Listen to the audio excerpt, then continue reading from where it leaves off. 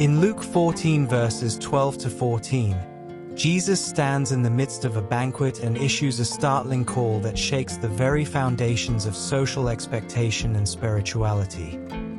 He instructs a host, and each of us by extension, to invite not friends, brothers, relatives, or wealthy neighbors, those who can repay or elevate our status, but rather the poor, the crippled, the lame, the blind, people without influence and without repayment in view.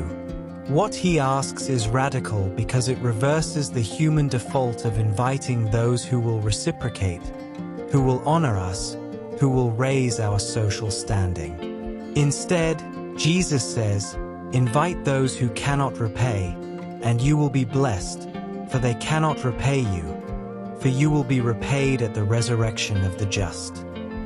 In that statement, he links generosity without calculation to the promise of the resurrection, the great reversal of the kingdom of God. What is Jesus teaching us here?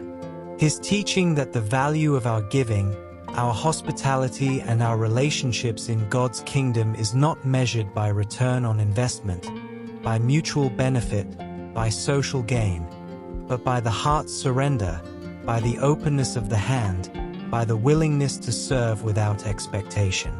When we invite, serve, include those whom society overlooks, not because doing so makes us look good, but because doing so reflects the Father's heart. We participate in the invisible economy of the kingdom. We lay up treasures not in banks or in accolades, but in heaven, where reward is certain and surpasses earthly measure.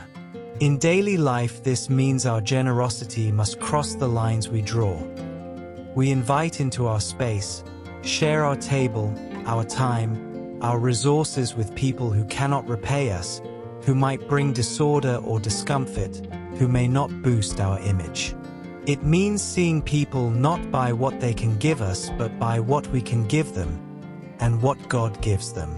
It means breaking out of our comfort zones of exclusive gatherings and comfortable friendships and choosing the challenge of including the marginalized. It means recognizing that God watches, not for big public gestures only, but for the hidden acts of love that no one else sees. Because in those moments we live the gospel in its purest form. Self-giving without return, love without condition, service without applause. This passage calls us then to examine our own guest list. Who have we invited into our lives or excluded? Who do we serve? Who sits at our table? Are our relationships built on mutual benefit or on Christ-like generosity? When we answer honestly, we open ourselves to transformation.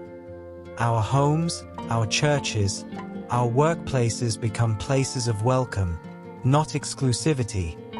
Our lives become feasts of inclusion, not clubs of return. The promise is sure.